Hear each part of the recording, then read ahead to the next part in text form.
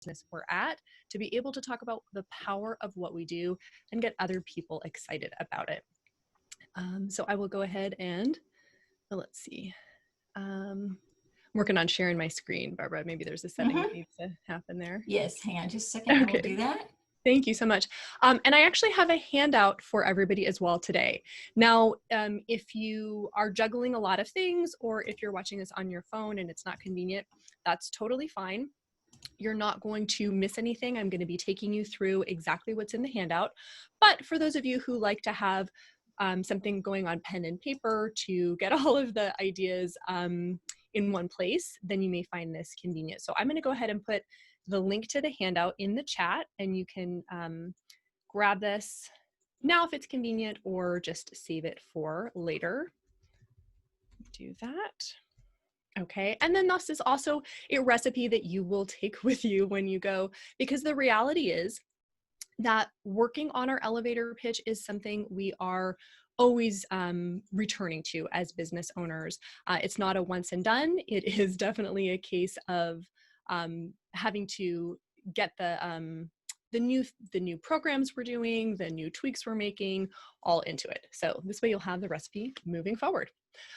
All right, so as Barbara mentioned, there will be an opportunity to ask questions, and what I would ask that you do is either put them in the chat if you're worried you're going to lose them, and then we can reference them at the end. I may not stop and see them right at the time, or we will have a chance to debrief and do some Q&A following our speed networking event. So let's go ahead and dive into how to nail your elevator pitch and network like a pro. What we'll cover today is the biggest mistake people make when networking and how you can avoid making that mistake. We're going to go through your elevator pitch using a writing recipe so that you can write it one step at a time. And this will be a writing workshop where you can definitely ask questions and get some help so you can craft your elevator pitch. I will take you through the secret to getting great referrals. We will do our speed networking workshops. You have a chance to try out your elevator pitch and also meet the other people on this call. Then we'll do our debrief, our Q&A, the follow-up and next steps. And then I have a gift for you all just for being here today. I really appreciate you setting aside time in your day to learn and invest in your business. This is something that's so powerful for all of our business owners. All right, so let's dive in, starting with the biggest mistake people make when networking. And it is related to why we network, right? We're here to network because we want to get more business. And so then the obvious thing seems to be to turn everyone we meet into a potential customer, right? We're like, are you my customer? Do you want to buy something from me? Now, the reason this is a mistake, and it can seem counterintuitive, right? Because we do want to grow our businesses. But the reason this is a big mistake is when we see everybody else as a potential customer, we're missing the fact that they may also be an important part of our network in another way. So let's look at the term network and think about it. And I think this image represents so perfectly what it means when we say we're networking or we're joining a network. It's that we don't want to simply connect with each individual person we're meeting. We want to be able to connect with all of the people that person knows. And as we've all moved our lives online a lot more in the last, 5 to 10 years, that means that you have a network that is so much bigger than it used to be. And so does everybody else you're meeting when you're networking.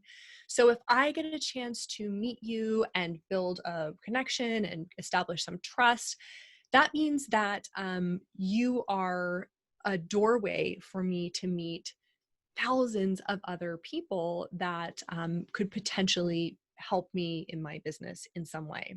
So whenever you're networking, think about not just the person you're actually interacting with, but all of the people that person knows. And that will lead you to think, okay, instead of trying to sell this one person, instead of trying to convince this one person, you gotta buy my thing, or, I have this great service and you definitely need it, we can slow down a little bit. It may very well be the case that that person we're meeting does need our service or does need our product, but who else are they connected to?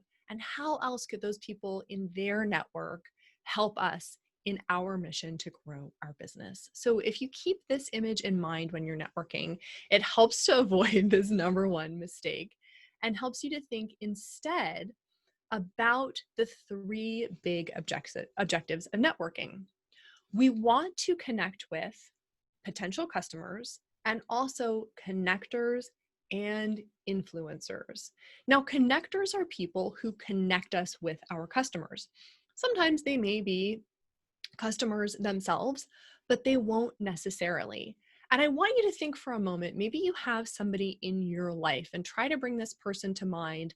Maybe you have somebody in your life who is a big connector, who introduces you to people, who opens doors for you. I know I can name really quickly in my head the people in my life who are those big connectors, because they're constantly brainstorming. They're constantly thinking, oh, Megan, you should talk to so-and-so because that person mentioned something about writing. And great, and you have the virtual coffee and you see if there's anything that the two of you can do to help grow one another's businesses. So they're very impactful people to connect with.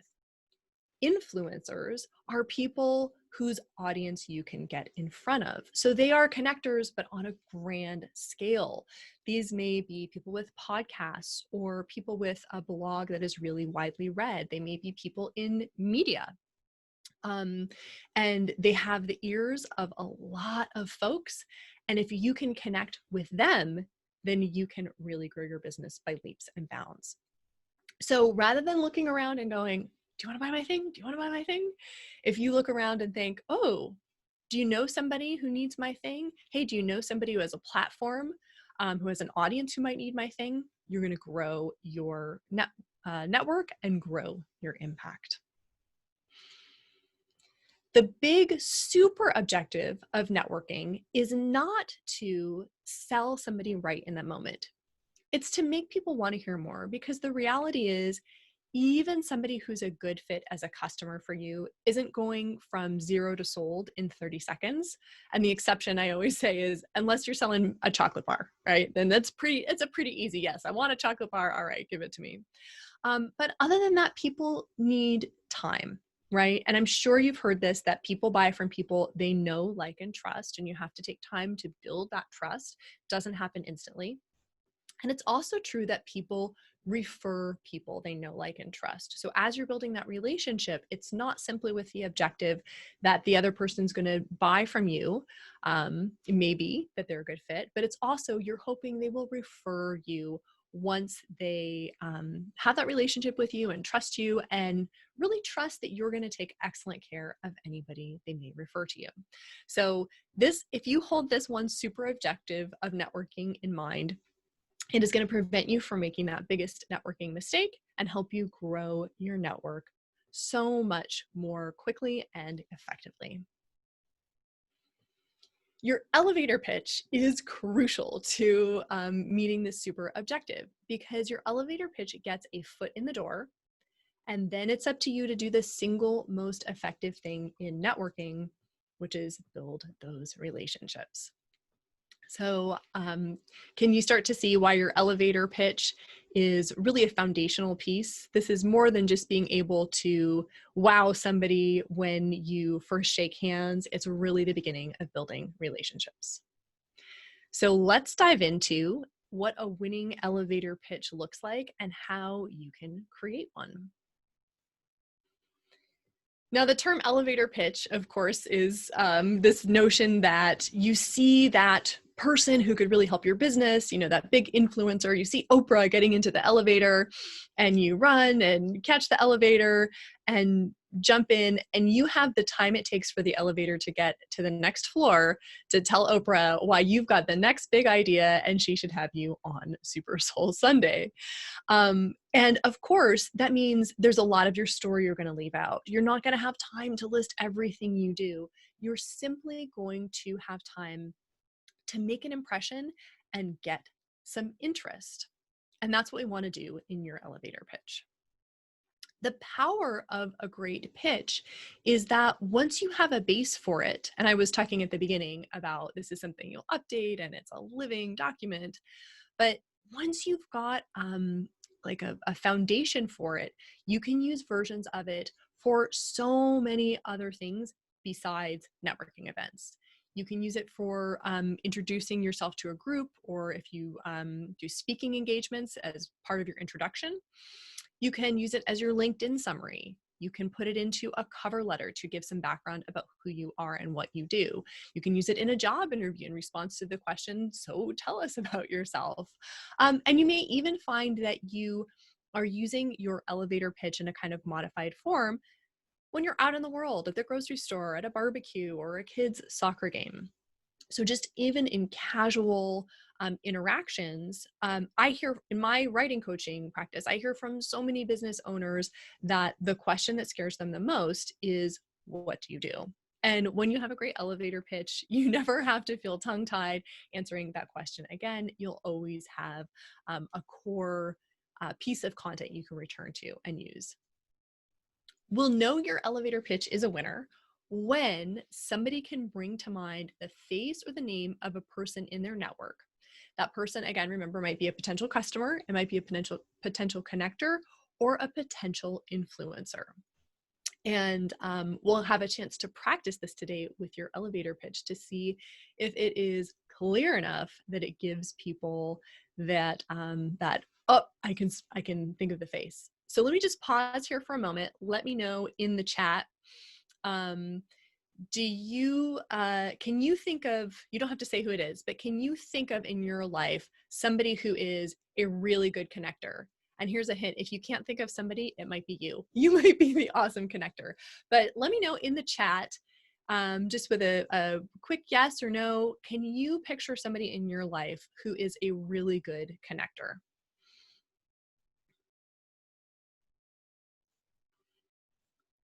Okay, I'm seeing a yes. Yes, yes. Okay, awesome. Ooh, and we got a name even. Oh, fabulous.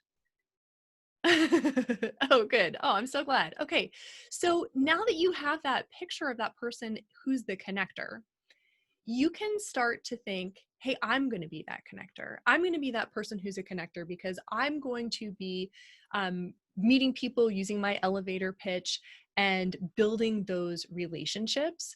And we all want the connectors at our events, right? We all want more connectors in our lives. So being that great connector is going to help you be remembered by other people, just as you're remembering them. All right, fabulous. Okay, so I like to use writing recipes because they make writing easier. And if you've tried to write your elevator pitch before, or a bio, or any piece of writing about yourself, even if it was very short form, you may have found you just stared at that blank screen and felt overwhelmed. Has that happened to anybody? Let me know in the chat. Have you ever just had that, I call it blank page, blank stare, where you go, oh, what should I write? I have no idea. I know I've definitely had that. I know it happens to so many business owners. Okay, I'm seeing some yeses, some yeps. All right, blank all the way. Oh no. Okay, well, let's get you past that. So the power of a writing recipe is you don't have to reinvent the wheel. You don't have to come up with, oh, how am I going to fit this all together? Basically, what I'm going to be sharing with you is paint by numbers. I loved paint by numbers when I was a kid. I am so not a painter. Colors, I don't know what goes together, but paint by numbers, I could make these beautiful unicorn stained glass windows. And yes, I'm a child of the 80s. They were always unicorns. But I could make something really beautiful that I didn't have to learn all the theory behind. So that's what we're going to do. We're going to give you a writing recipe. So I highly recommend have some paper and pen ready, or you can just go ahead and open, a Word doc if you're on your computer. Our elevator pitch ingredients are going to be pretty simple because we are working on really about 30 to 40 seconds, 60 seconds max for our elevator pitches. So we want to be telling people, first ingredient is what you do and whom you serve. Second ingredient will be the problems you solve and the results you provide. Then your special sauce, and you'll end with an engaging question. And what I'm going to do now is take you through all the elements of these and give you time to write them. So let's start in with the first ingredient. Whom do you help and what do you do for those people? So on your piece of paper, on your worksheet, if you grabbed that and had a chance to print it, or on in your other Word doc you've got open, just start to take some notes and jot down. All right, what are my main products and services? What do I offer? What's my niche? And when it comes to your products and services, you want to think big picture. So instead of, oh, I do brochures and pamphlets and mailers, you think, okay, I do print services for businesses, right? So what's the big umbrella? And then who are your customers? How much can you define your niche? Are you serving other businesses? Are you helping parents with kids who are headed to college? Are you helping people who are retired and looking to maximize their retirement income, right? So you can hear from my examples that some of these might be about age, they might be about societal demographics like parents or non-parents, but they can also be, your niche can also be about the challenges that your people have. So it might be, I help parents with special needs children, right? And so there's a very specific challenge there. So I'll give you some time. Go ahead and get your thoughts down. If you're feeling completely stuck, I do invite you to just put something in the chat because I want you to be able to get your pitch and know what to do next.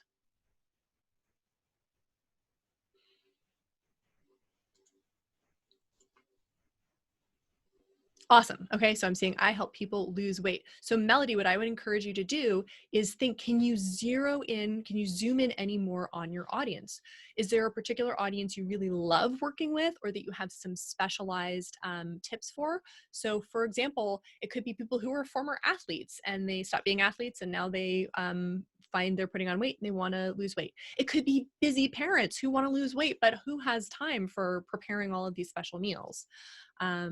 So see if you can narrow it down a little bit more.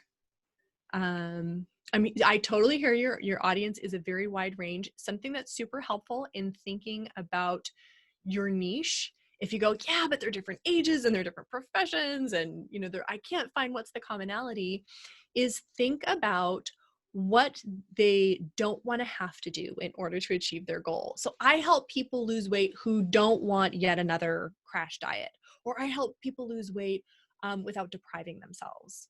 Are you starting to see how you can define your niche beyond the social demographics? And these are things related to how people think or feel, or what they're not interested in order to get their goal.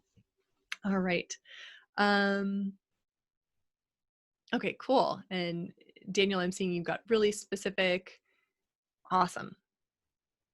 Okay, so once you've got your product, services, and your customers, the second ingredient is your outcomes. And a great way to think about the outcomes you help people get is to put things into the category of before and after. So you want to think about what people are struggling with before you help them. They are completely lost about how to set up a website, and then after you've worked with them, they have a beautiful, modern, streamlined website that makes them look like an expert and an authority, okay? So a great strategy to do is to just divide your paper into two sides, and you can do before and after. And you can work from either side. You might start with the after. What are the outcomes you help people get? And go, oh gosh, you know, I help people lose weight. And then you think, well, what's the before? Oh, how are they feeling before? So Melody, you gave me that great example. It's going to keep in my, stay in my brain for the whole time because I love examples. So how are they feeling beforehand? What's their reason for wanting to lose the weight? Their clothes aren't fitting. They don't have energy. They're trying to keep up with their children or grandchildren and it's not happening. So think through what is the before. Okay, so I'd love to hear in the chat when you have your outcomes. Go ahead and share those. And right now, this might seem a little bit hard to see as an elevator pitch because we're just looking at the raw ingredients.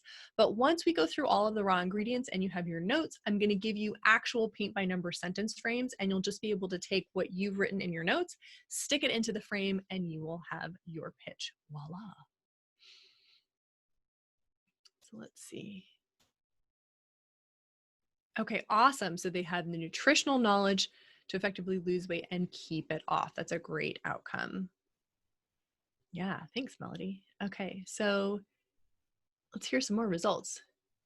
Create the foundation for building an online platform. Okay, awesome, Brian. So I miss seeing who your specific audience is. Nice, but that sounds like a great outcome. Help employers find matching job seekers and help find ways to pay for training. Oh, awesome. Okay, great results. Thanks for sharing these. Okay, and Brian is telling us who his niche is: online marketers, small business owners, consultants, speakers, trainers, coaches, entertainers. Awesome. Nice. So for those people, creating the foundation for building an online platform sounds fabulous. And then you could maybe even sweeten the deal with the result of that result, right? So they can what? What would they be able to do? if that makes sense. Awesome. Okay. So I'm going to move us on to ingredient number 3. And remember, right now, you're just getting your notes down. We're going to put them all into the frame once we have them all. The third ingredient is your special sauce. Now, your special sauce could be so many different things. It might be what you specialize in. So there are a lot of people who will help you find a commercial property, let's say. But what if you specialize in helping people find commercial ag property, right? Which is, special considerations. Or what's your unique approach? How do you do it differently? What's your background? Why are you the expert?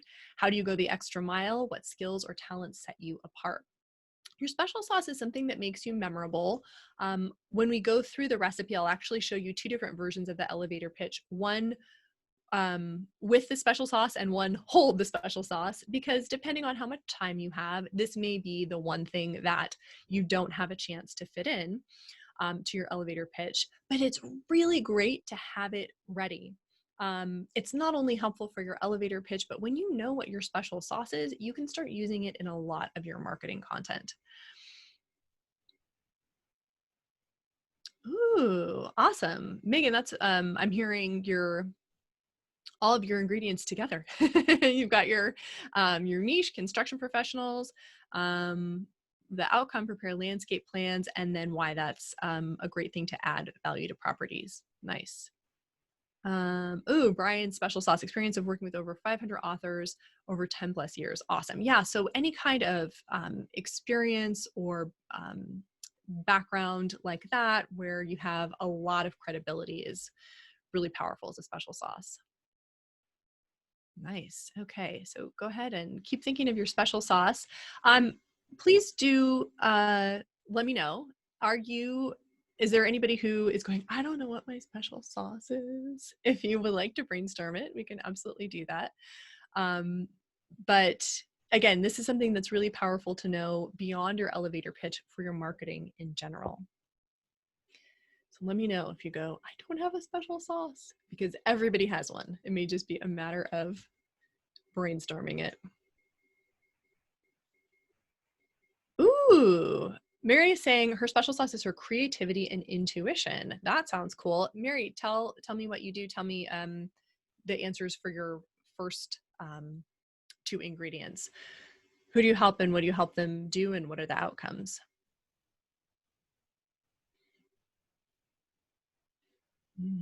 Creativity and intuition can absolutely be a great special sauce.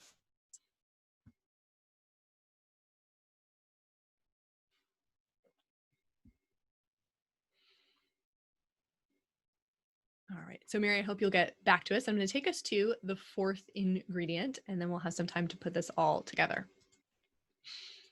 The 4th ingredient is an engaging question. Now, remember, our super objective is we're looking for those customers, those connectors, and those influencers. Now, the easier we can make it for the person we're talking to or the people we're talking to bring those people to mind, the more likely we're going to get referrals. So let's make it really easy by giving an engaging question. And you may, you'll definitely want to have different versions of your engaging question depending on what particular product or service you are highlighting in your business right now. So you want to ask for the leads you want right now. So if you are talking to another business owner and you are a business to business service or product, you can end by saying, how does your business handle that, right? If we offer these CRM services, how does your business handle CRM, right? Start a conversation, build that relationship. Or do you know anybody who's currently stuck looking for commercial ag property and not being able to find something that fits their requirements? That was another one of our examples. Or do you know somebody who is having trouble losing weight? Do you know anybody who's currently looking for, right? And there you have the solution. Do you know anybody who's currently trying to build their platform and not sure what the next steps are? Or do you ever work with customers who need X, Y, and Z? And again, if you're speaking with other business owners, this is a really great no pressure way to, again, start that conversation. So instead of saying, give me the names and addresses of people you think could buy from me, you go like, do you ever work with customers who need, and then you talk about your niche. So jot down some notes. What are the leads you want right now so that you'll be able to formulate your engaging question? Are you interested in connecting with people who are stuck in a certain problem, who are looking for a certain solution, who are in a certain niche? Or do you want to just start a conversation with other business owners? That could work as well. Oh, okay. Thank you, Mary. So Mary got back to us, and her special sauce is creativity and intuition, and her service is offering inspiration and healing for spiritual development and personal growth and healing. So it seems like creativity and intuition would be extremely important for that area of service, because your customers would want you to be able to tap into knowing about them and coming up with creative solutions. Very cool.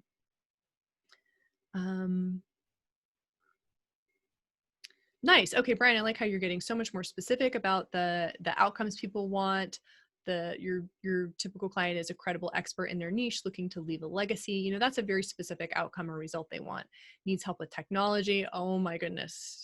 Don't we all, right? How many people are there with big ideas and small patience for technology, right? It's so many people. Oh, awesome question, Megan. Do you know any customers who need design construction professionals? And you could take it another layer deeper. So I'm so glad you asked that question as your engaging question, because you bring up a point that I really want to stress today, which is because we're the experts in our businesses, we know when somebody needs those things. Like we know when somebody needs a design construction professional. But then the challenge for us is how can we make it really easy for other people to spot that too? So I'll give you an example using my services. So if I say to people, do you know somebody who needs new website content? They may think of somebody, right? Because maybe they know somebody who just built a website or is starting to. But a more specific question I could ask would be, hey, do you have any friends who are business owners who complain that they don't get any business from their website? Like nobody's filling out their forms, nobody's clicking on booking a free call? Because I know from what I do that means their messaging is off on their website. But I'm translating it to make it easier for somebody else to be able to see. So keep that in mind when you're asking that engaging question. What would make it really obvious that the other person does in fact need your services? Okay, so great. So those are your 4 ingredients. Now let's look at putting them all together. And remember, I told you I'm going to give you 2 variations, one with the special sauce and one hold the special sauce. So all you need to do now is take this framework and put in your notes to make your elevator pitch. Now, the point of a recipe is to give you guidance and make it so you don't have to reinvent the wheel. But just like a recipe with cooking, it doesn't mean you're locked in. If you read the recipe and it says, you know, white vinegar, and you go, oh, I'm going to use lemon juice instead, you know, you're totally free to do that. Make this work for you. I just want to make sure that you don't have to do more work than you need to. So if you like the frame as is, perfect. Go ahead and put your ingredients in.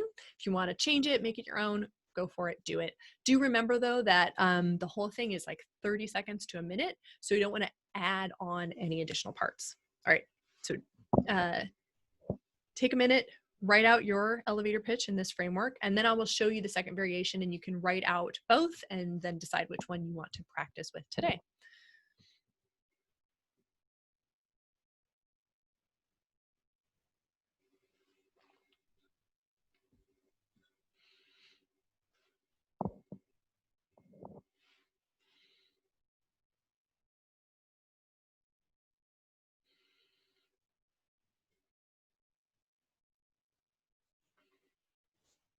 And let me know in the chat. You can just say ready or give me a smiley face or anything like that when you have a variation A written down, because I want to make sure I give people time, and I also don't want you to be waiting for me if you're all ready.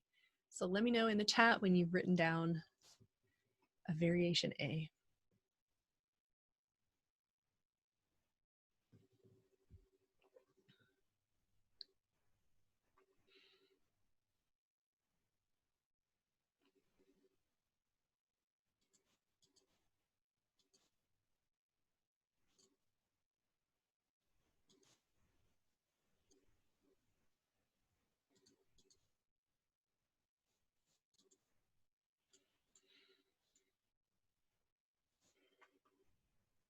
Okay, great. Getting it done.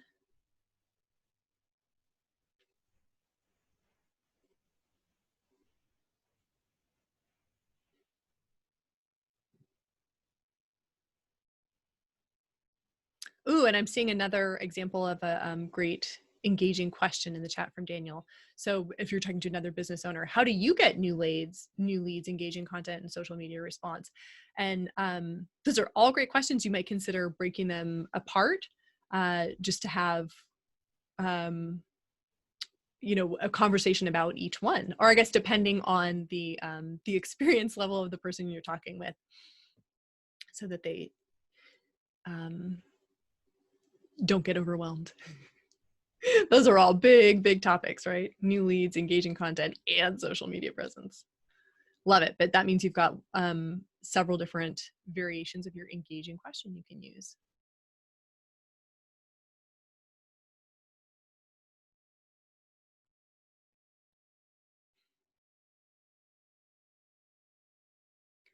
Ooh.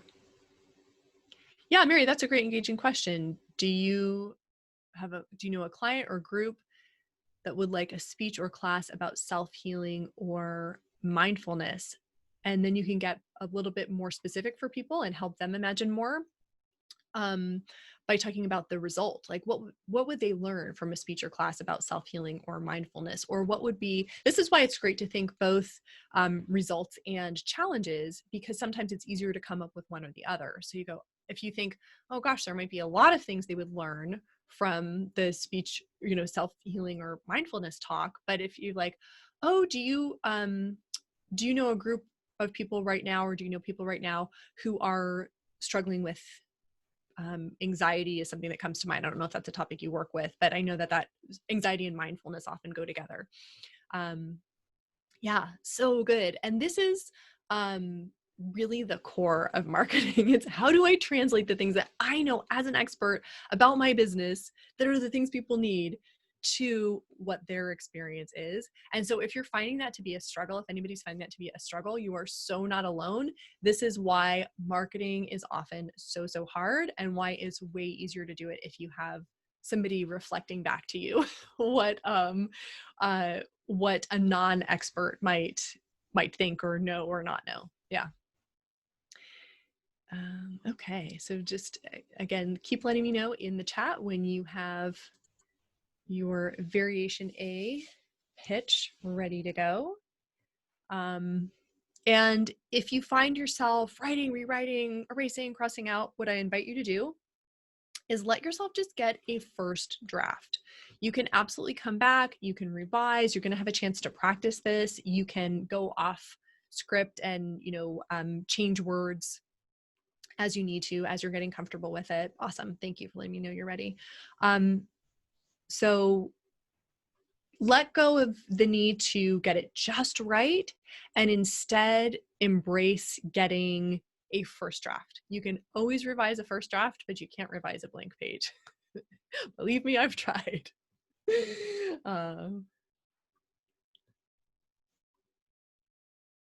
Oh, awesome. Okay, so, and I'm seeing some people are putting their whole elevator pitch in the chat. Woohoo, if you'd like to do that, please, by all means, go for it.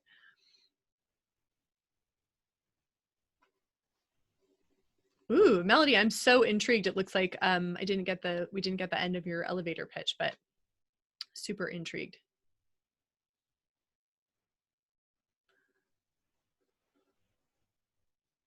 Okay, fabulous. So I'm gonna just read some of these out loud so you can hear some examples, and I'll show you what my example looks like as well.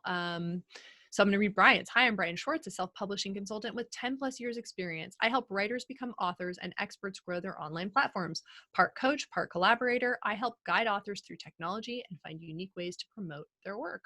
Awesome. We can tell who the audience is. We've got your special sauce and credibility, and also your approach. Melody, if you wanted to post the rest of yours, that would be great. And you don't have to share your yours in the chat, but please do keep letting me know when you are ready, when you've got it.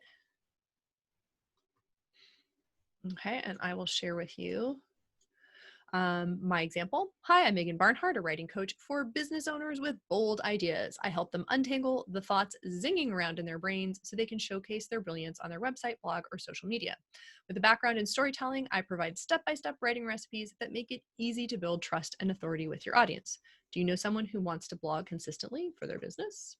Maybe that friend you've been talking to who says, oh my gosh, my blog is killing me. Okay, and awesome. Okay, so I'm going to read Melody's because we got the rest of it.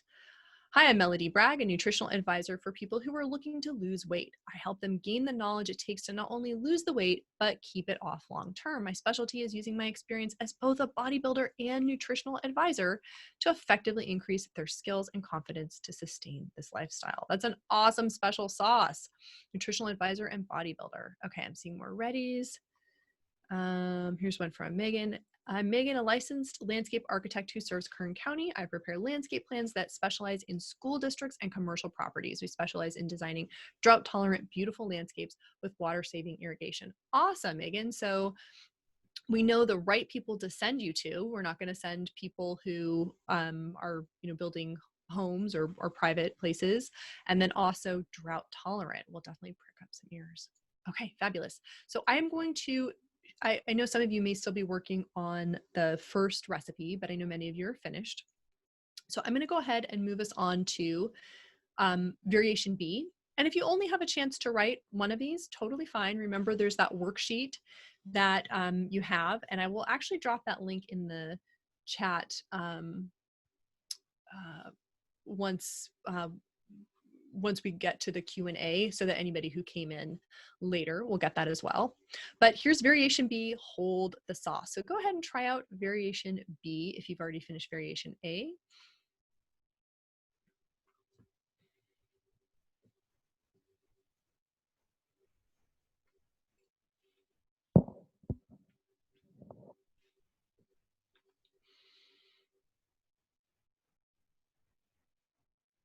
And again, if anybody is stuck, please do speak up. I don't want you to have to stay stuck. I want you to be able to get an elevator pitch written during this time and really feel that you got the most out of this workshop.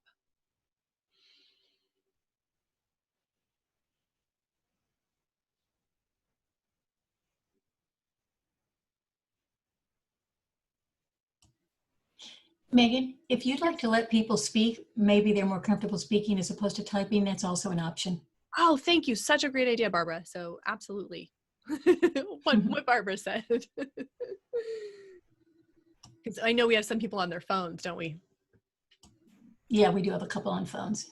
Okay, great. Which Yeah. means they can speak, but they can't see, or they can't be seen. Right, right.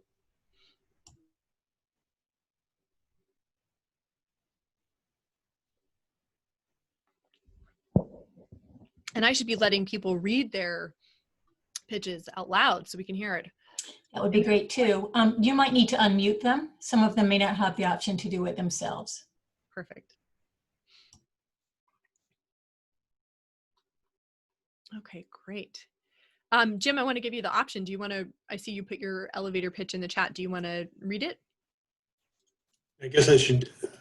I'm Jim. I guess I should show up for the meeting, huh? Sorry about trying to multitask unsuccessfully. Yeah, I can read it. I'm Jim Yanchison with Eckerd Connects Workforce Development. We manage workforce development programs for the County of San Luis Obispo and also administer training assistance programs. I'm essentially an educator, and my role is to help businesses take advantage of the services that are out there to help pay for training in their organizations. Cool. And did you have an engaging question? What engaging question would you want to ask? Would you like to know how you can take advantage of all the training assistance programs that you've already paid through for your taxes? I don't know. It depends, I guess. Okay. Yeah. And of course, depends on the audience you're talking to. So let's for this group, right? Because we're about to move into some speed networking in a bit. So for this group in particular, who are business owners, some of us are local to SLO County, but not everybody is. What comes to mind as an engaging question you could ask? Do you have any current workforce needs? Oh, very cool. That would open up a great conversation, and then you could point them to those trainings. Love it. Yeah, we can't do much unless they're hiring. Right. Okay, that's great to know. Awesome. Thanks so much for sharing your elevator pitch.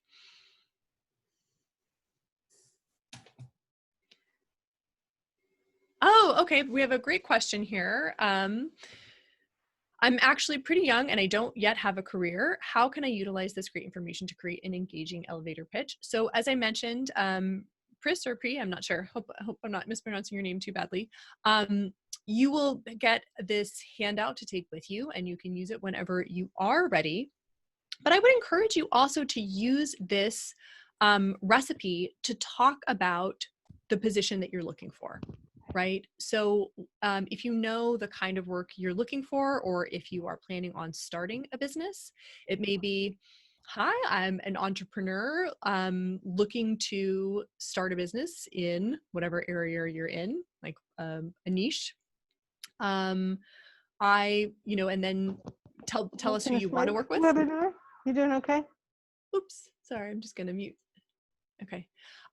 Tell us the people you want to be working with. And an engaging question would be, do you know of somebody I can meet who's doing something similar? Or do you know of some training that I could get to do this? And the answer to that is yes. I hope you're connected with Mission Community Services Corporation and the Women's Business Center, because they have amazing programs to help you start, run, and grow your business. So yeah, I would encourage you to use this to talk about, not only in the future, use the recipe in the future when you have the career in place that you want and you want to network, but use this also to get that career by telling people what you're looking for and whom you want to serve.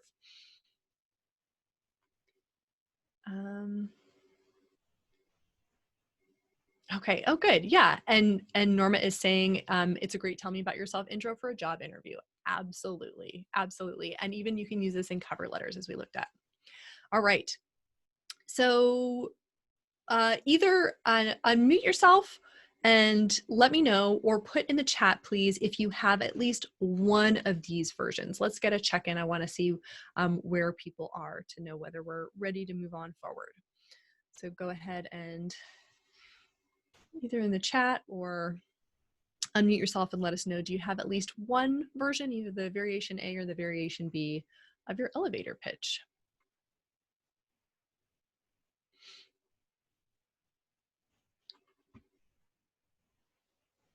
Ooh, we've got another example. Okay, thank you. Okay, awesome. Nice. Good engaging question. Got one. Rough draft. Perfect. That's what we want, is a rough draft. This is why this is why we are practicing. There are really two big reasons for combining your elevator pitch with networking. One, because it puts it in context. I'm creating my elevator pitch for networking, and you're going to get a chance to network. But also, when you practice giving your elevator pitch, you're going to find that it morphs a bit, it changes. You're going to take some notes. You're going to say, oh, this word came out better than that word. And use that as an opportunity to revise your rough draft. Okay, so I'm seeing I think I'm stuck. If you want to go ahead and unmute yourself and ask a question or tell us where you're stuck, please do so. Okay, I'm Kathy Hall, and I get started, and then it's like for the audience, that's where I start getting stuck. I'm not sure how to, I have finishing touch embroidery. Ah, okay.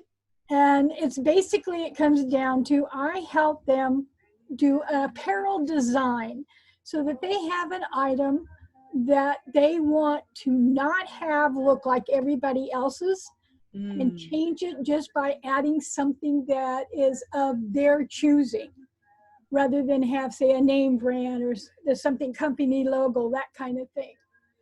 This would make them set that garment and themselves a little apart and make that more personalized. Okay, so I'm hearing in that an audience, I'm hearing people who want something unique and want to stand out. They want their look to pop. I don't know if that's the language you would use. Yeah, because it can be from adults to babies. It can be from weddings to grandparents. Kathy, do a lot of people buy your products as gifts? Yes, they can. Yes. And then I will take the product and I will put the designs that they would like on them. So I think, and it maybe not everything is a gift. And so it's up to you if you want to put it this way. But I think for a lot of people, a pain point is, what kind of really cool, special, unique gift could I get for this person in my life? Right? And you mentioned babies and you mentioned weddings. And for those occasions, sometimes we kind of look at the registry and go, well, I know these are the practical things, but how can I really give a gift that just is special, that is a keepsake, that makes them feel how much I love them, right? Yeah, and part of that would be putting a name or a monogram on towels or on robes or on pillowcases. Right. So what I'm encouraging you to think about is that the pain point can actually be the fact that they want to be able to give a unique gift, but they just don't know what to give. Okay. How does that feel? How does that sit with you? Yeah, that feels good. Yeah. Like I said, I just get to a certain point and then all of a sudden I'm stuck. Gotcha. It makes perfect sense. Remember, it's hard for us to do this for our businesses because we're the experts, and it's hard for us to get in the shoes of our customers. Right. All right.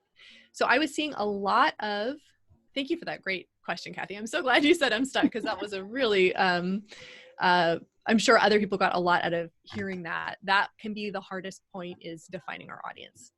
Thank you. Yeah, and you have permission to define your audience based on their needs and wants, as opposed to their profession, their age, their gender, how many kids they have, or what brand of toothpaste they use. Yes. All right. So I was seeing a lot of yeses. I was seeing a lot of people say, hey, I've got my pitch. So I'm going to show you, this is one more example without the sauce. Hey, I'm Megan Barnhart. I'm a writing coach for business owners who feel overwhelmed by all the thoughts swimming in their brain. They want to untangle their big ideas and write targeted web content so they attract more of the clients they feel called to serve. And so this one, you can see I have the ultimate result. Instead of just the result being they're going to write more web content, it's, well, why would they want to do that?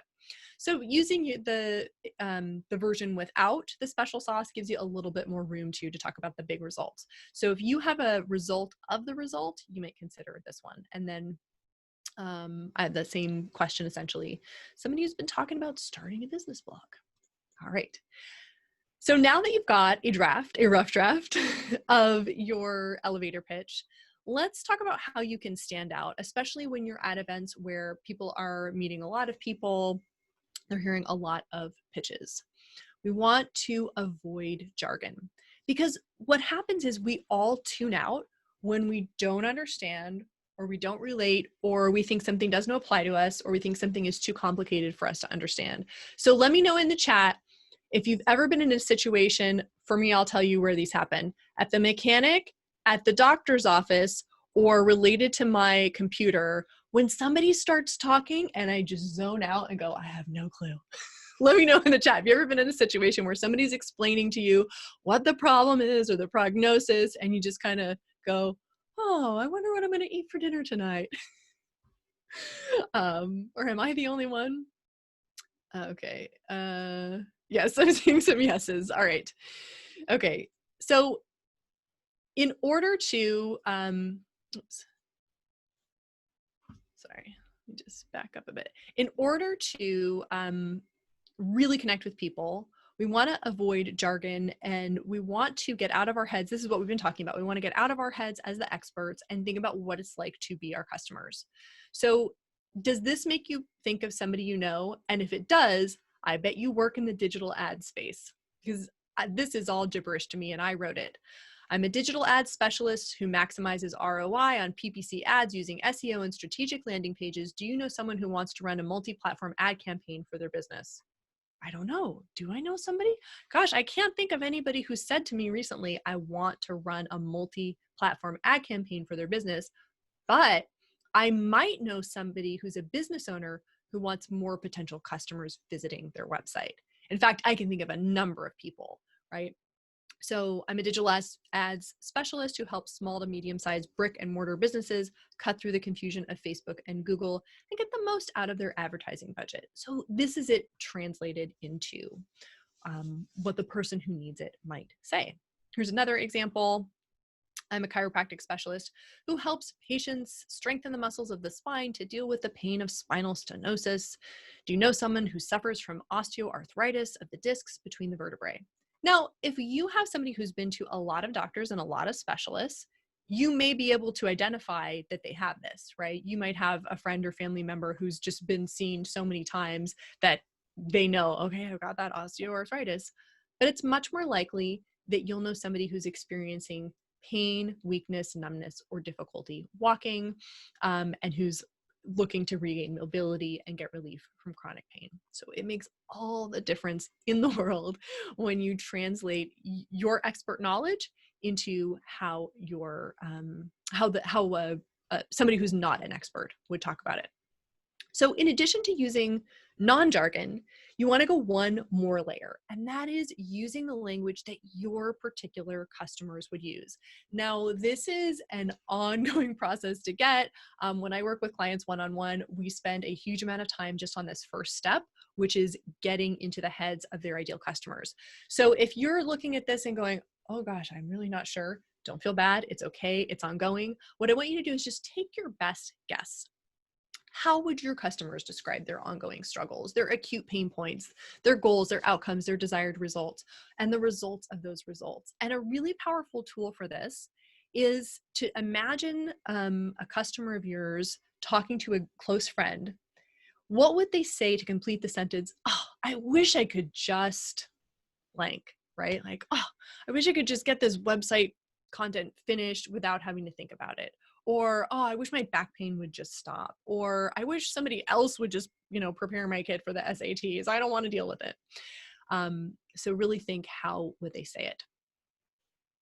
A great elevator pitch has those 4 ingredients that we talked about: what you do and whom you serve, the problems you solve, the results you provide, your special sauce, an engaging question. It's jargon-free and it's in your customer language. So let's do a quick check. Go ahead and look at your elevator pitch. We took time going through those 4 ingredients. Take one more look at it. Do you have anything that looks like it might be jargon? And is there any place where you can add in some more of your customer language where you know that your customers would describe either what they're struggling with or what they wish they could have in a particular way? So give it one more pass through.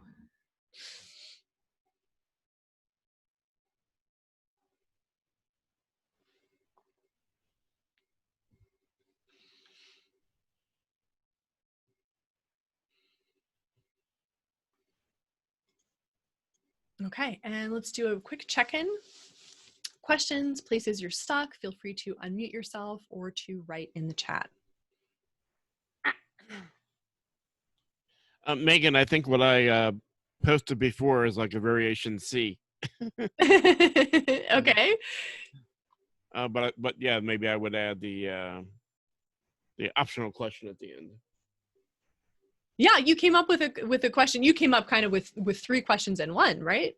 Yeah, well, that in a way was really a list, but yeah. Oh, I see. Yeah. So then adding one of those questions, depending who I'm talking to, I might use one or possibly ask him us 3 questions, or maybe even all in one, depending who I'm talking to.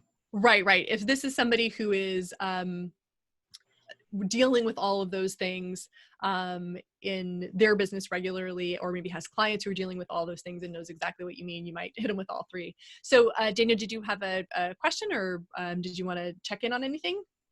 Well, that was just sort of the question. I mean, the one thing I say is innovative technologies, which is sort of oblique, I guess, a little bit. But then, yeah, could be. Sometimes I struggle if I should say that, or sometimes I have different pitches where I get more specific. Talk about having buttons on videos and lead capture forms, but that's maybe somebody wants more details more than the initial pitch. Right. So this is so great because your background, for anybody who can see it, lists all of the cool stuff you do, right? You have social media management and augmented and virtual reality and all this cool stuff. So let me pose this question to you. What is the big advantage of innovative technologies? But in other words, what's the value of that? Why would somebody get excited about innovative technologies? Makes them stand out. There you go. Right. So so you could say innovative technologies, but then to make you stand out, or to make your marketing fun, right? Or to bring. Actually, what I said in that pitch was innovative technologies to get your, your engaging story exposure, lead generation, and revenue. And there's a lot going on there, and those are all values. The question is, are those engaging story exposure, is the story exposure connected to the innovative technologies? Yes, it is. Okay, cool. Then you got it. Yeah. You've got the value of why they would want that. Awesome. That's sort of my dense version. I sort of, pack it onto a couple sentences. Right. And remember, I'm so glad you said that. You don't have to pack it all in, because remember, the point here is give people enough information so that they're excited to learn more, right? That they go, oh, I gotta hear more about that. And you have the great advantage that some of the names of the things you do may make people say that anyway. If you say, I do marketing specializing in virtual and augmented reality, people are going to go, what? How do you even do? What does that mean? I want to know more. Yeah, exactly. So you might be able to get away with saying a lot less to still spark the interest. And I'm so glad you went with a variation C. Remember, the recipe is there to serve you, but not to lock you in. So awesome. Right. Okay. Oh, this is a good question. I struggle to know if the potential client would prefer the term coach or consultant, and this may be something you just need to try out on a number of people and see what responses you get. So yeah, it can be an experiment, an ongoing process. All right, so I'm going to move us into now the secret to getting great referrals, and then we will dive into our networking activity. Secret to getting great referrals. Number 1, you need to build the relationship. We already talked about how people refer people they know, like, and trust. So here are some things that you can do. You can invite people out for coffee or virtual coffee. I have a virtual coffee link on my scheduler for people who, I meet in networking settings, and we just want to get a chance to talk and see how we can refer business to one another. You can show you're listening and interested. You can ask what's new in their business, ask what kind of referrals they're looking for. This is a really simple question to ask that opens up a whole different conversation. Sometimes we meet and we network and we follow up and we end up just kind of chit-chatting. But if you can be intentional and say, hey, what's a good referral? What kind of referrals are you looking for right now? Then it opens that conversation, and a lot of the time people will reciprocate and ask you that same question back. And we also refer people who give good referrals. So really be actively thinking, be actively looking for how can you make connections in your network. And ultimately, you need to be the kind of person that someone would want to send their friends and colleagues to, which just means you need to be warm and welcoming. You need to return emails, be trustworthy, all that good kind of personing stuff that we do. And the second secret is you need to ask. This is why we have that engaging question. Do you know anyone who, or hey, if you know somebody who, I'd love to help them, or I'd love to talk with them, or I'm currently looking for new customers who want this goal or outcome or result, or hey, I've got this new program or service for customers who struggle with this.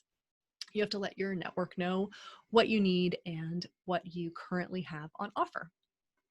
So now we're going to move into speed networking.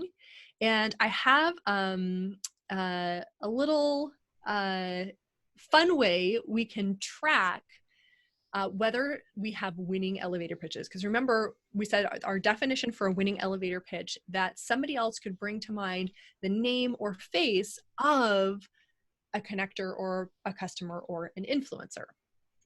So as you are going through the speed networking, I want you to take notes. As you listen to each pitch, first, try to visualize someone in your network with this struggle or desire. That would be a customer. Try to visualize somebody who could help connect the speaker to their customer base. So for example, I'm talking to somebody who is an SAT tutor, and I happen to be friends with a high school principal. Like, ooh, that's a connection, right? I should get the two of them together. And try to visualize somebody who could help that speaker get the word out to their audience, and that would be an influencer.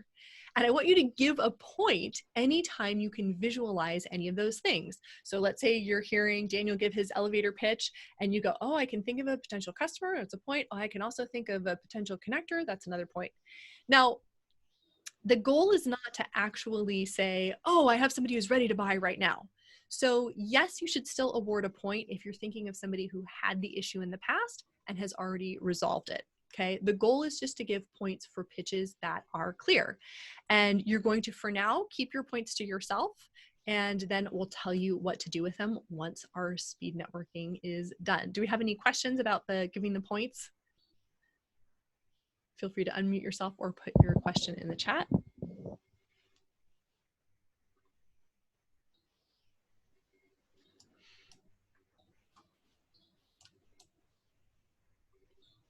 All right, then I'm going to stop sharing my screen. And Barbara, I would love to ask for you to, in a moment, put people into our breakout rooms. So once you're in your breakout room, what's going to happen is each person will give his or her elevator pitch, and help one another out. You want no more than a minute. So if somebody in the group will volunteer to just get out their phone and be a timer, that would be super helpful, and just keep us on track, because we want to make sure you have a chance to hear from everybody. And as you're listening, remember, you're thinking about those points. So I'm hearing Barbara give her talk, and I go, oh, I can think of like 3 people I know who need that, and I can think of a connector she should talk to. So I'm going to write down Barbara, get 4 points. So you'll just keep those points to yourself again, and you can decide who will go first. Everybody's going to get a chance to give their elevator pitch. So doesn't matter who goes first, just make time for everybody to go. And I'm thinking,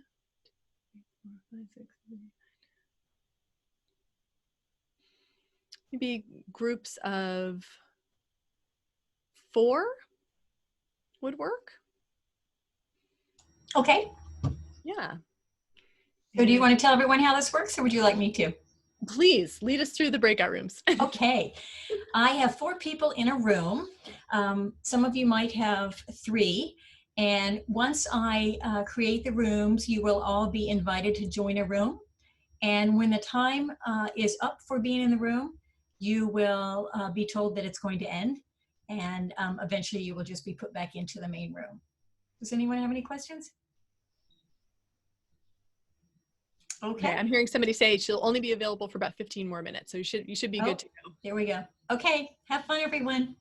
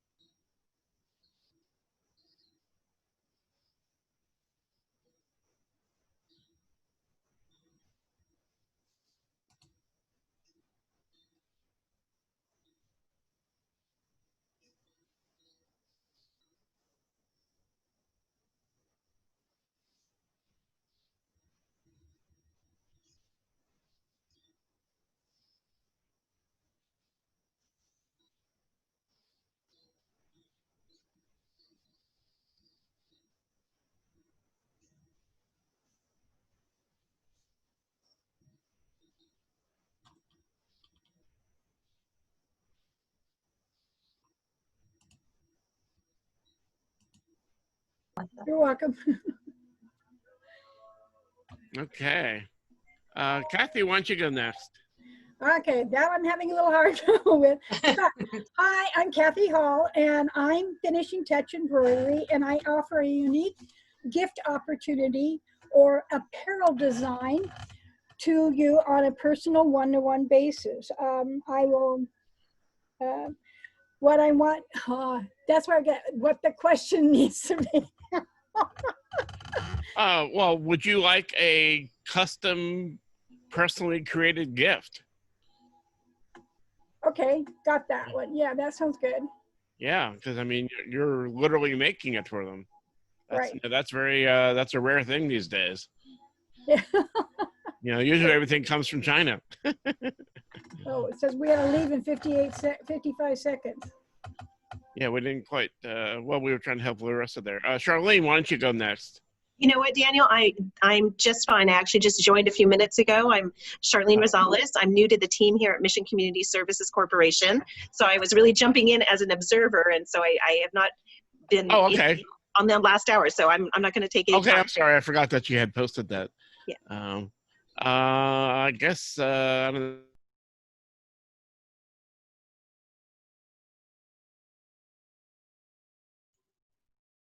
Fabulous, fabulous. So if you didn't already, take a moment and write down the points you would give to people. So you should have a couple of names. And again, for now, you're just going to write this down for yourself, and we'll tell you what to do with it in a moment. Can but I just ask everyone, Megan, did everyone Yeah. get a chance to share? Some of the rooms were a little heavy. Some rooms had people who weren't participating. Did everybody get a chance to share their pitch? Please. No, because we were trying to help somebody. Oh goodness. Okay. So we're going to go into another set of breakout rooms, so you will have a chance. And maybe this time let's put a little bit more time on the clock, because that does happen. It's kind of natural. People want to give feedback. Thank you so much, Barbara. So if you did get a chance to hear, go ahead and write down. So for example, I heard a pitch from somebody, and I could think of 3 people I know who need that service. So I just wrote down 3 little tick marks. So let's go ahead and do another set of rooms, and maybe more time on the clock this time. Thank you. It goes by so quickly. And any questions before we jump into those rooms? Was anybody completely lost? So we'll do 5 minutes. Yes. Tell me about being lost. What's your question? How can we help you? Oh, I first time Zoom user. So I had to go out to the settings and turn the audio on. Gotcha. Okay. Oh, and I'm getting the question, how do you reply to just those in your room in the chat? I don't know the answer to that question. Barbara, do you know, is there a way to chat reply just to those people? I'm not aware of it. Okay. Just, it would be, the best way would be to speak as opposed to chat. Yeah. Once you're in the chat room, you only have those people to be able to communicate with. So that would be the only one. Same chat, but the only people in the room are going to be the people that are in your room. Oh, thank you so much, Thank Stella. you. Okay, so if they use the chat, all right. But yes, it goes by quickly. All right, are we ready? All right, yeah. All right, have fun, everyone.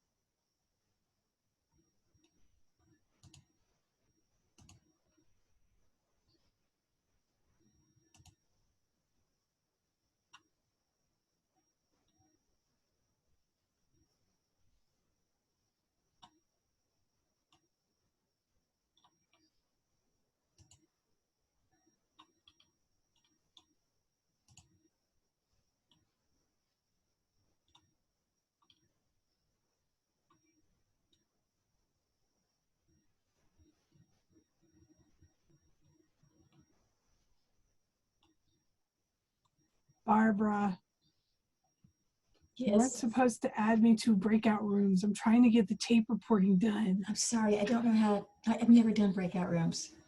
So I don't know how to limit the people who should not be put in a room. It's my fault. I was looking away, counting numbers, and didn't watch and forgot to hit no. It's okay. I told them what I was doing and I left the room. So it's funny. Okay, I'm muting myself. Bye.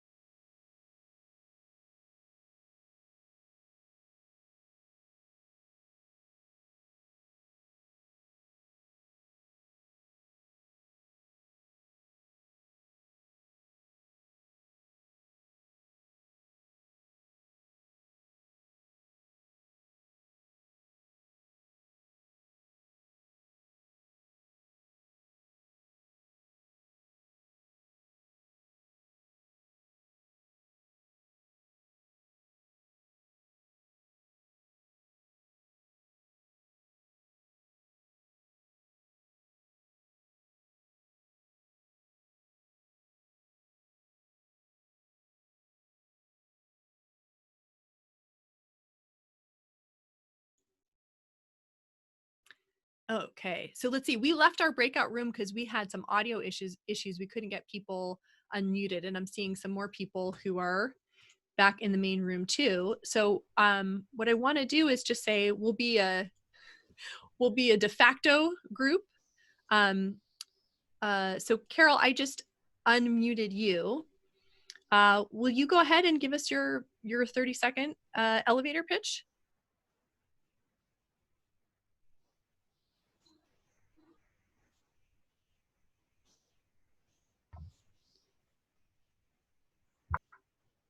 Carol, can you hear me?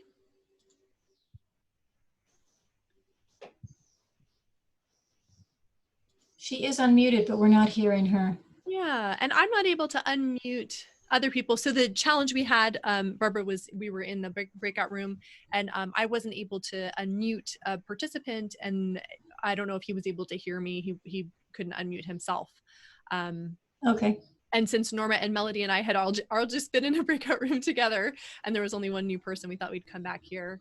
But it looks like maybe we're just having some sound issues.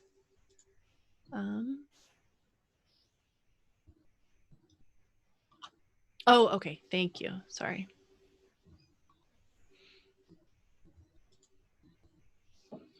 Okay. So Carol, can you hear me?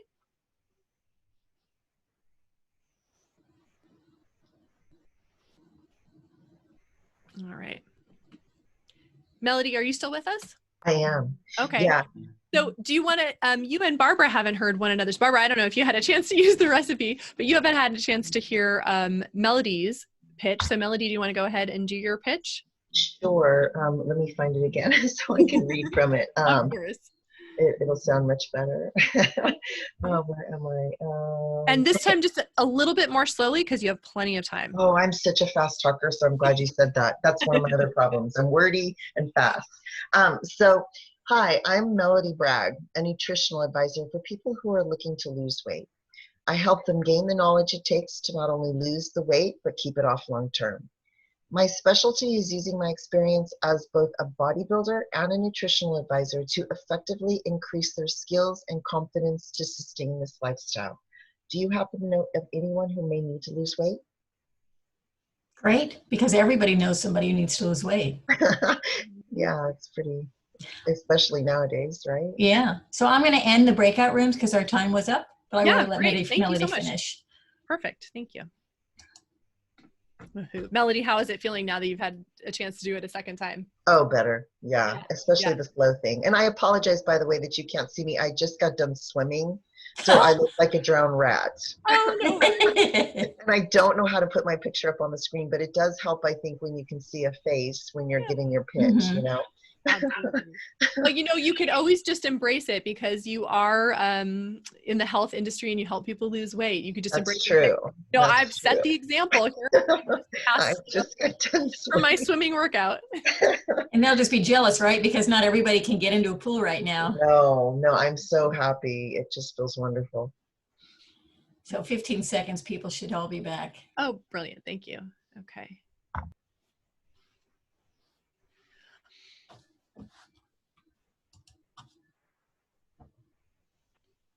Chuck is just joining us again. Wonderful. And we're all back. Hooray. Oh, we have a couple webcams on. It's nice to see you all. Yeah. I should show my own face. Okay, wonderful. So did anybody else's group have an audio issue? In our group, we couldn't hear somebody. Okay, fabulous. So I will go back and share my screen. And now let's hear how it all worked. So I asked you to think about giving points. Oops, let's see, I'm just going to mute. Thank you. Thank you. Just trying to. Okay. There we go. Thank you, everybody, for staying muted. I appreciate it. It's so much easier to focus. All right, so I asked you to think about giving points to people. A point, if you could visualize a customer for that person, or a connector or an influencer. So I would love to hear, was there anybody that you gave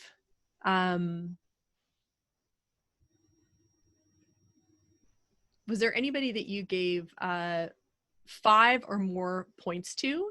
Just go ahead and unmute yourself or write in the chat and just say yes for now. Did we get anybody who got 5 or more points?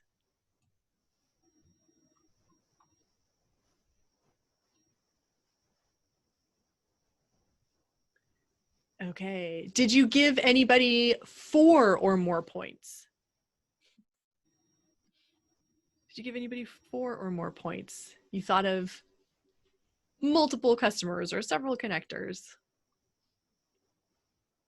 Did you give anybody 3 or more points? I did. I gave somebody 3 points. Oh, I also gave Norma 3 points. Okay. Yes. Okay. I'm seeing some yeses. So, oh, awesome. So if you, let's make 3 the magic number. If you gave somebody 3 or more points, will you please put that person's name in the chat?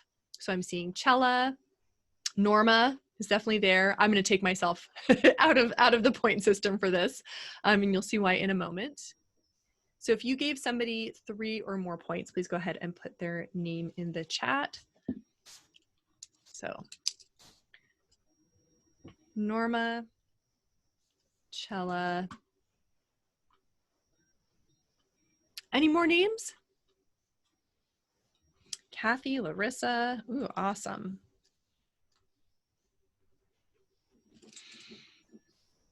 Okay. Any more 3 or more pointers? Daniel. Okay, great. Another vote for Kathy. Okay. Larissa and Daniel. Oh, I'm seeing some repeats. I'm seeing some repeats here. Sounds like we had some really strong elevator pitches. Okay. Fabulous. Thank you so much. So I hope it was helpful to use that point system, because you know, some of the time when we're in networking settings, we can get used to just kind of listening and going, oh, okay, that's nice. You know, that's neat that you do that work. And we forget that really important part, that we have an active responsibility as listeners to other people's pitches. And our active responsibility is to go, who do I know? Who do I know that this person needs to talk to? So I hope using those points was just a good reminder. Okay. Oh, Mary's saying she got points from Brian. Okay, awesome, Mary. A good reminder that we have to do our job and be listeners as well. So now we'll do our debrief and our follow-up. We didn't do this by pod, so I'm gonna just say for the, oops. Okay. I already got your names, so we don't need to send anything to Barbara. Thank you so much, Barbara, for putting us in our breakout rooms. So now I'd love for you please to unmute yourself or type in the chat. What did you learn? What came up? Any surprises? Did you have an elevator pitch that you thought wasn't clear and people thought it was? Did you think it was clear and people weren't sure who your audience was? What do you think your next steps are? And then what questions do you have? So feel free to unmute yourself or type in the chat. I'm hearing music. Somebody's unmuted. Somebody's got a question. I was talking to my group about I'm struggling with what to list as my position instead of just calling myself the business owner, because I do payroll, bookkeeping, and taxes. So I didn't know exactly what to put as my position, and I'm also struggling with my question, with not wanting to include everything, but wanting to include everything, or not knowing how to include things that I do to try to engage with my audience, if that makes Great sense. questions, Larissa. Yeah. So let me take the second part first. You certainly don't have to put everything in. And this came up in what Daniel brought up for his business, that depending on his audience, he might say something different. So, or depending on where you're focused in your business. So for example, maybe there are certain times of year where, you know, people are especially paying attention to bookkeeping.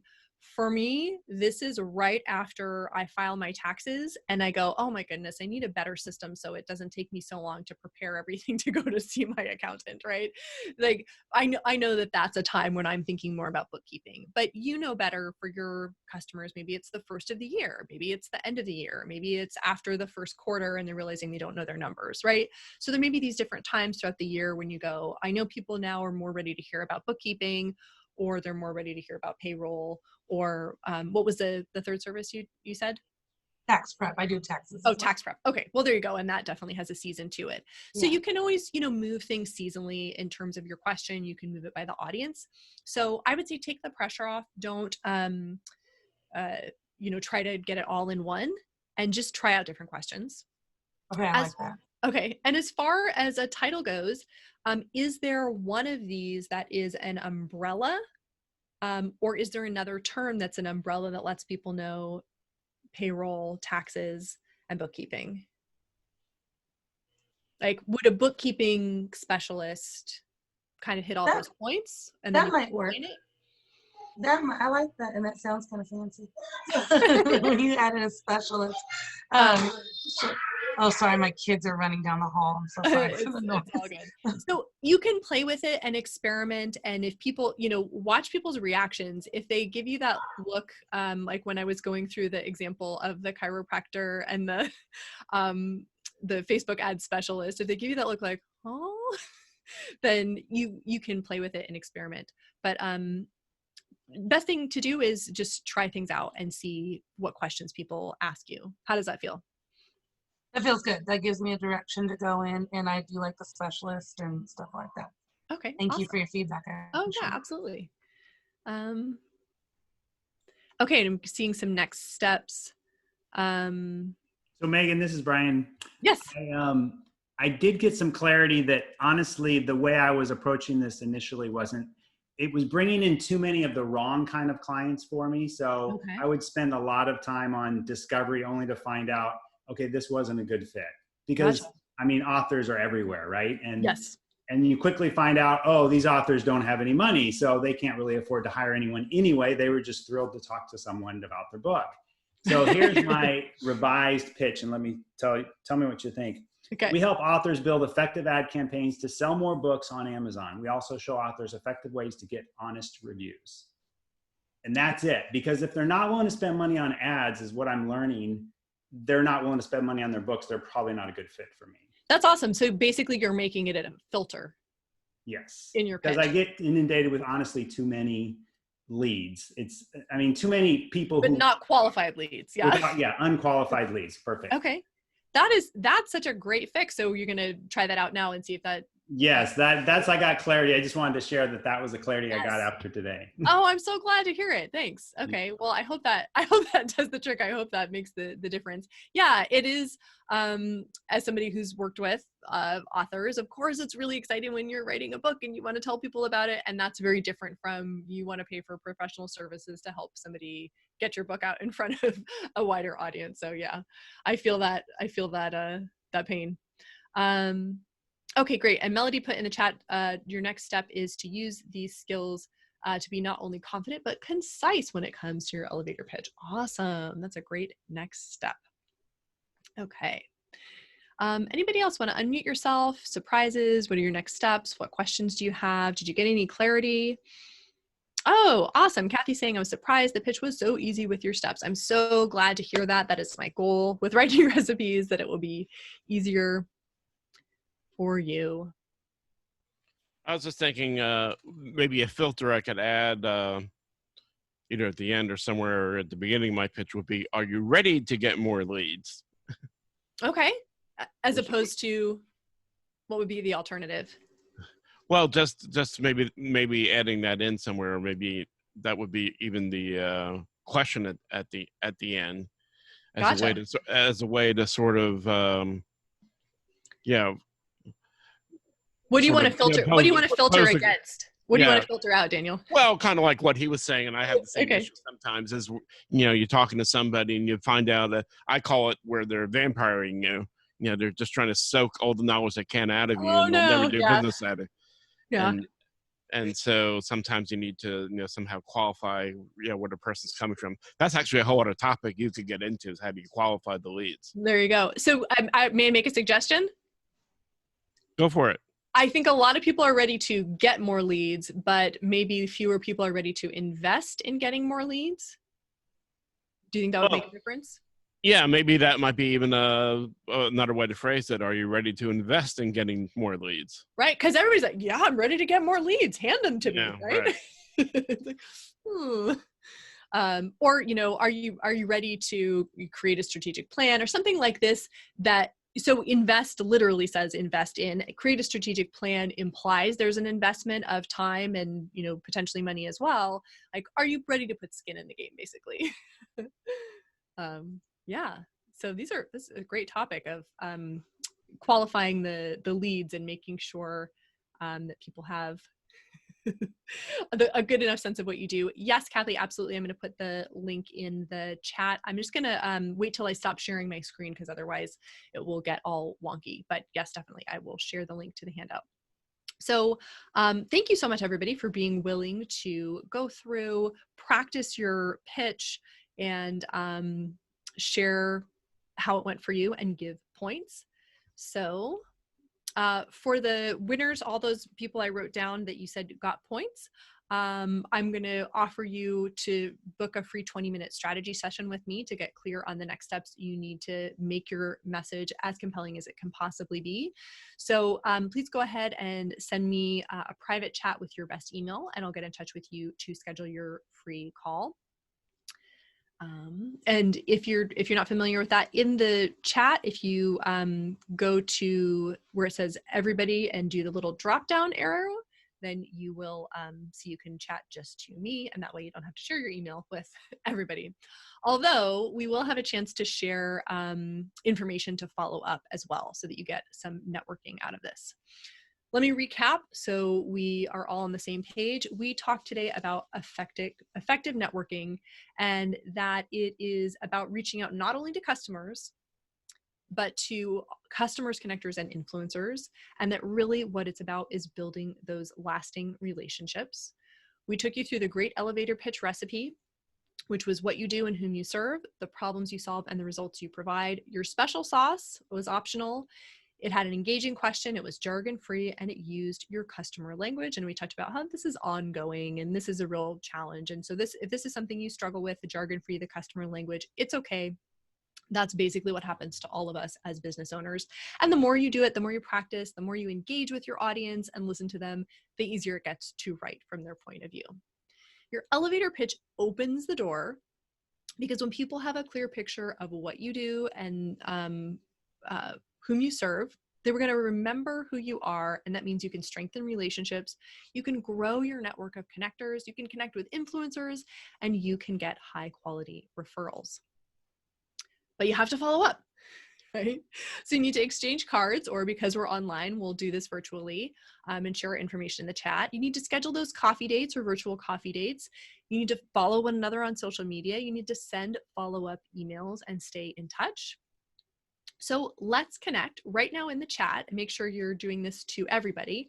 I'm going to invite you to share your name, if you want, your email, but you don't have to, whatever contact information you'd like to share, your website, your social media handles, and your elevator pitch so people know who you are. Yes, go ahead and share LinkedIn. I apologize, I forget LinkedIn because I don't utilize it as much as I should. So go ahead and share the information that you would like to. Oh, and thank you, Barbara shared the link to the worksheet in the chat. So the handout is in the chat. I think it was Kathy who asked about that. And she's going to include it in the email with the video as well. Perfect. Thank you so much, Barbara. All right. And you can save everybody's information and save the chat by opening the chat box, and next to file, clicking on 3 little dots that are more, and then you can just click save chat. And it will just save as a little note stock, and then you can refer back so you don't have to furiously write down everybody's information right now. And you'll be able to keep in touch. Anybody you gave points to, or anybody whose pitch you heard and went, oh, I really want to hear more, you know, connect with them, get that virtual chat. You know, you can just take 20 minutes and schedule a time to talk and keep that connection going. Connect with people on LinkedIn. Okay. Awesome. And I'm seeing some shortened versions of the elevator pitch too. That's great. So just helping people get the basics of what you do.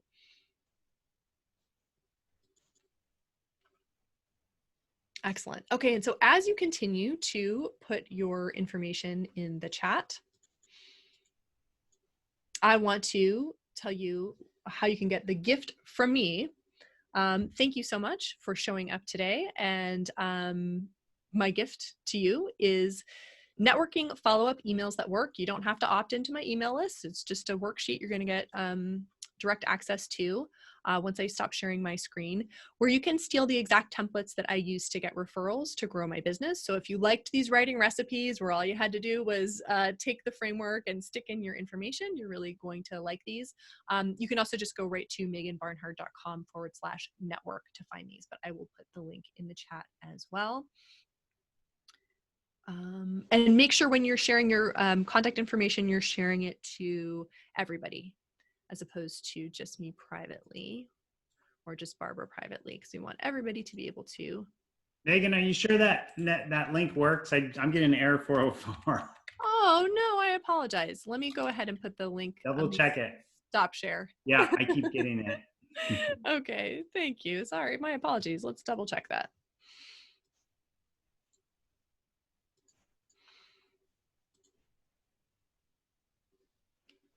All right, and as I share this, I also just want to take any final questions that you had that came up throughout any part of the workshop.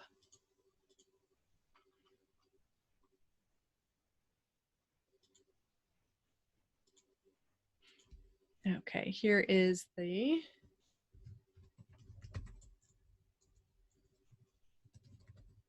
networking emails that work. We'll bypass that. We'll bypass the pretty link and just go straight to the link we know for sure works.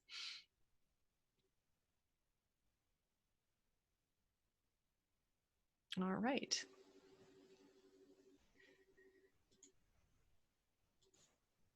If you have another question, if you want to